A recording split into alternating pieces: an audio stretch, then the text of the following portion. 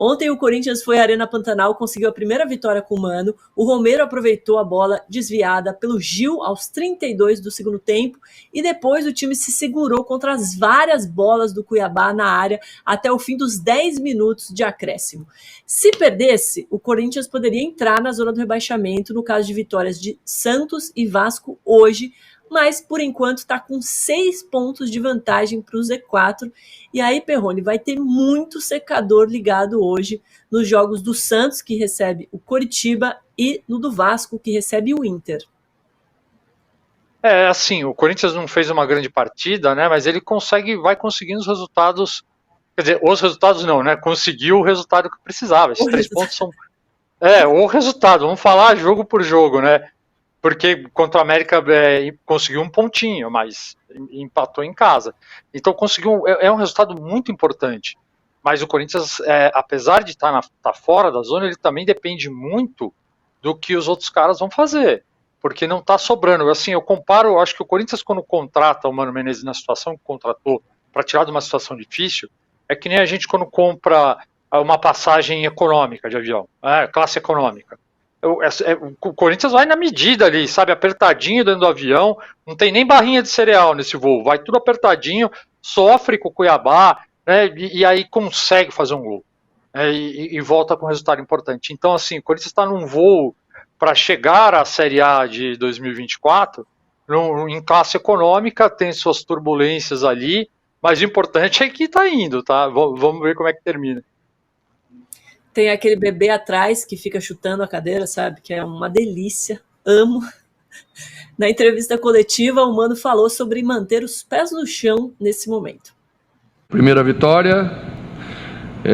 Acho que a equipe já vinha de 2 empates, dois empates, né? Um contra... 3, né? Um contra o Flamengo, outro contra o Fluminense e o do América. Já estava na hora. Eu tenho uma tese que defendo sempre que a gente passa um tempo com alguma dificuldade, a gente logo se preocupa em querer ganhar. Eu acho que primeiro tem que estancar as derrotas. Estancamos, paramos, solidificamos um pouquinho, vamos ganhando confiança. Essa é uma vitória importante para nós confiarmos na capacidade que temos de voltar a crescer. Não está tudo maravilhoso, não é algo de empolgação, porque não é hora de empolgação, mas é algo que agrega muito em termos de confiança nessa hora para a equipe voltar a entregar um futebol constante, competitivo e sólido, como sempre foi a característica do Corinthians. Renato, não dá para se empolgar muito porque já tem um clássico contra o Santos no final de semana. E principalmente não dá para se empolgar com o futebolzinho mequetrefe que o Corinthians está jogando esse ano, né? Temporada inteira o futebolzinho do Corinthians é para lá de mequetrefe, né? Seja com o Vanderlei, seja agora com o Mano. Acho que com o Mano deu uma leve melhorada, mas ainda é um jogo difícil, duro de ver, né? Dói os olhos. E outra coisa, né? O Corinthians, tudo que ele está brigando esse ano é para não cair. Gente, é muito pouco para um time, para a história do Corinthians, né? O Duílio realmente vai se solidificando cada vez mais como um dos piores, se não o pior presidente da história do Corinthians. E o que é pior, o que vem por aí pela frente é ainda mais assustador, né? Então, eu acho que o Mano está fazendo o trabalho dele. O Mano foi contratado para não deixar o Corinthians cair. Assim como a missão do Tite é botar o Flamengo no G4, a missão do Mano é não deixar o Corinthians cair. Agora, precisa de uma boa reformulação para a temporada do ano que vem o Corinthians, né? Muito jogador envelhecido, jogadores que jogam hoje em dia com nome. Aliás, ontem o Mano usou vários deles, né? Mas não é um futuro promissor se não houver uma mudança radical nos rumos do Corinthians. O Corinthians fez muita bobagem, né? Deu o Roberto Renan, que é um dos melhores, um dos mais promissores zagueiros do futebol brasileiro em muitos anos, e mais outros jogadores para trazer o Yuri Alberto, que é um bom atacante, ponto. Nada além disso, né? Então, é muita bobagem sendo feita junta, e eu acho que o Mano está de bombeiro lá, tentando apagar o incêndio, que seria o rebaixamento. Eu acho que ele vai conseguir, sim. Eu acho que o Corinthians vai escapar, mas numa temporada inteira sem brilho algum. Já dá para virar um ditado popular, né, Renato? Quem reclama da Leila não conhece o do Ilho. Ou o Marcos Braz. Tá uma briga boa entre os dois. Agora, o técnico do Cuiabá, o Antônio Oliveira, na entrevista coletiva, detonou o Cássio e reclamou que o gol foi irregular. Abre aspas. Hoje eu estou com cara de pi mesmo, mas vou me controlar ao máximo. Tem que perguntar ao juiz, uma vergonha o que fez aqui hoje. É a 4ª vez que esse árbitro nos apita. Os árbitros não têm coragem. Em nenhum momento vou me desculpar no árbitro, mas ele teve interferência direta na partida. O Cássio é um grande goleiro, campeão, mas quando vão tomar alguma atitude? Todos sabem o que o Cássio faz quando estão ganhando, Perrone. Nossa, foi pesado, né? Não precisava. Não, ele direcionou, ele falou de um jeito que parece que só o Cássio faz cera quando tá ganhando. Todos fazem. O Cássio, ele virou, com o passar do tempo, ele virou um especialista nisso. Ele realmente faz bastante. Agora, sim, o que eu vejo, na média, os goleiros fazem, todos estão ganhando, fazem a sua cera, e aí os juízes ignoram. Se o cara começa a fazer essa cera aos 20 do segundo, o juiz ignora. Aí ali 44 do segundo, ele vai lá e dá um amarelo pro cara. E não acontece nada. Então, assim, eu acho injusto personalizar isso no Cássio, falar como se o Cássio fosse só ele que fizesse isso. Isso é injusto. E acho que tem que ser uma cobrança nos juízes, que permitem isso na maioria dos jogos, não fazem nada, deixam para fazer no final. E aí o cara não corre o risco de expulsar ninguém e tá tudo certo. Colocar na conta do Cássio exagerou, né? Ainda mais com as atitudes do juiz, como o Perrone falou, né, Renato? A cera é um mal que está realmente tomando conta, se alastrando no futebol brasileiro de uma maneira impressionante nos últimos tempos. Qualquer toque, quando o seu time está ganhando, você cai e se contorce como se fosse um cachorro atropelado, né? É impressionante. Aí o banco manda os jogadores caírem. É uma vergonha. A FIFA precisa. O problema é que eu acho que isso aí acontece mais no Brasil, né? Então a FIFA não vai mudar uma regra só por causa do Brasil. Mas precisava haver algum tipo de punição a isso. Ou então, de fato, você botar descontos acréscimos de 15 minutos. Porque goleiro todos fazem, concordo com o Perrone, todos fazem. Diego Alves, na fase áurea do Flamengo, era outro que fazia isso também. O zero e vezer em se atirar no chão como se tivesse quebrado todos os dedos da mão ou sofrido uma entorse de joelho. Aí, depois de não sei quanto tempo, levanta e tá lépido e fagueiro lá, pelo amor de Deus, né? E os jogadores, durante as partidas, também. Os jogadores, quando o time deles está ganhando, cada vez que eles sofrem uma falta, eles se atiram no chão, levantam o braço dramaticamente para o banco de reservas, tá? E vai-se nisso aí 1 minuto, 2 minutos. Você vai somando todas essas paralisações, você vê que o jogo realmente tem muito, mas muito menos tempo do que deveria. Aliás, é uma frase, né? Tá ganhando, mata, fura a bola. O que é furar a bola? Como você não pode furar a bola literalmente, o que você faz é parar o jogo o maior número de vezes que você pode. Isso aí é muito ruim, é muito feio, né? Mas não é só o Cássio. Dizer que foi o Cássio quem inventou essa história, não. Aí eu acho que é um exagero grande. Mas insisto, a CBF deveria agir de alguma forma para coibir essa cera vergonhosa que qualquer time que está ganhando faz quando o adversário começa a pressionar. É vergonhosa, é muito chato de assistir, mas eu tô pensando em começar a fazer isso aqui no programa em caso de número baixo de likes, sabe? Eu me jogo no chão, finjo lesão. Acho que a gente precisa chegar a 1000 likes, hein, gente? Por favor. Na nossa enquete, o 5-0 do Palmeiras no São Paulo mancha o título da Copa do Brasil? Por enquanto, 61% acham que sim, 39% acham que não. A galera tá votando para colocar a lenha na fogueira, eu tô achando, hein, Perrone?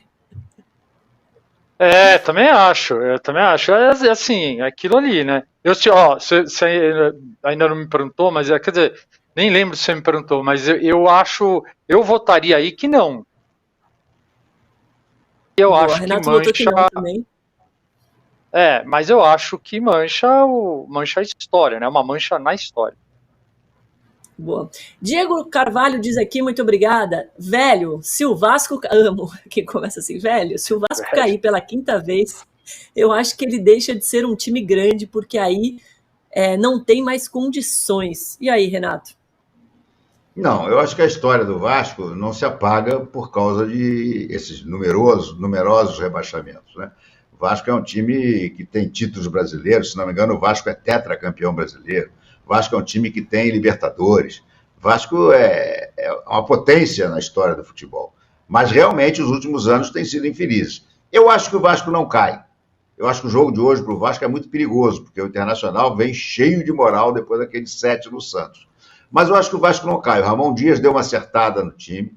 O Vasco, por exemplo, não merecia ter perdido do Flamengo. O Vasco estava até melhor do que o Flamengo quando o Gerson faz o gol. Então, eu acho que cair ele não cai, não. Mas, mesmo que caia, eu não acho que isso aí transforma o Vasco num time menor do que ele realmente é. O Vasco é um gigante, como diz o gigante da colina, é um gigante da história do futebol brasileiro. Meu Deus do céu, não dá para... Por mais que caia, não é o suficiente para mim para dizer que vai se apequenar. E, além disso, eu acho que não cai. Eu acho que o Vasco é um dos que vão escapar. Boa, Renato. Agora, falando do Fluminense, que está na preparação para enfrentar o Boca no dia 4, na final da Libertadores. Você vai, Renato? Aonde? Na final da Libertadores? Vou. Já tenho a minha cadeira reservada lá em Itaipava. Não vai se ver, não, porque o meu estádio é a 100 quilômetros do Rio. O meu estádio é uma televisão gigantesca em frente à poltrona da minha sala. É uma maravilha. Melhor estádio do mundo. Garanto a você, Domitila, que vou ver o jogo melhor do que você. Não, com certeza. Eu nem vou ver o jogo, vou ficar trabalhando. Quando eu vou no estádio assim a trabalho, eu nem vejo o jogo, é horrível. Mas, né, depois a gente assiste os melhores momentos e tá na torcida é sempre maravilhoso.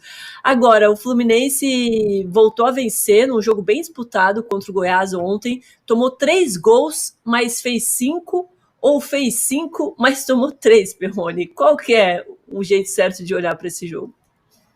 Acho que o jeito certo de olhar é que, assim, o ataque vai muito bem, obrigado, né? A defesa precisa de ajuste. Né? Tá tomando muito gol. E assim, eu fico sempre na véspera perto de jogos importantes, assim, e sabe, esse tipo de coisa me preocupa muito, como você joga, às vezes você pega e fala assim, não, vou poupar aqui, porque fazer a decisão ali e tal. Eu acho que é importante chegar bem. Tem muita gente que acha que não, né? Que interessa como chegar lá no dia do jogo, é um jogo só, chegar na pegada e tal. Mas eu acho que esse tipo de coisa é preocupante. Acho que você tem que ir acertando antes. Eu acho que o Fluminense precisa ter uma organização melhor defensiva, chegar com isso ali mais sólido, mais resolvido, para te dar mais confiança para um jogo importantíssimo como vai ser. Isso que você falou da defesa preocupa o time, porque tem tomado muito gol. O último jogo zerado foi na vitória por 1-0 contra o Cruzeiro há um mês, pouquinho mais de um mês. Desde então foram 15 gols sofridos em 7 jogos, uma média de 2 por jogo, Renato. Tem que ligar esse alerta para a final. Se bem que o Boca joga fechadinho, né? Mas aí o que acontece? Aí se der uma chance para o Boca não vai deixar fazer 5 nele, não. Mas não vai mesmo, entendeu? O problema é que o Fluminense tem um lado esquerdo da defesa que é septuagenário, né? Ele tem ali Felipe Melo e Marcelo. Foi por onde o Volta Redonda começou a construir a vantagem de 2-0 no primeiro tempo. O Alano deu um drible no Marcelo que parecia que o Marcelo era um cone, né? E é o Marcelo, gente. Mas ele não tem mais perna para ser marcador. Ele solto no campo, ele até cria boas jogadas de ataque. O Fluminense contra o Corinthians, a gente lembra o que o Marcelo fez depois de entregar um gol para o Corinthians, como ele melhorou barbaramente jogando no ataque no segundo tempo e comandando praticamente todas as ações até o Fluminense virar aquele 3-1 para 3-3. Então, o Fluminense tem um problema na defesa, tem um problema sério. Felipe Melo e Marcelo realmente é um lado esquerdo muito envelhecido e que tem falhado consistentemente. Agora, o Diniz não vai mudar a maneira dele de jogar, né? O Diniz vai continuar indo para cima, como sempre foi. O ataque do Fluminense é muito poderoso, né? O Arias está jogando. O Arias, para mim, é o melhor jogador do Fluminense nessa temporada. Melhor até do que o Cano. Que, aliás, ontem, surpreendentemente, num dia que o Fluminense fez 5 gols, o Cano não balançou a rede. Quando balançou, foi anulado. Então, mas o Arias é sensacional. O Cano dispensa apresentações também. E o Keno é um jogador que pode não ser tão regular como os outros, mas é um jogador insinuante também. Ontem, por exemplo, esteve muito bem.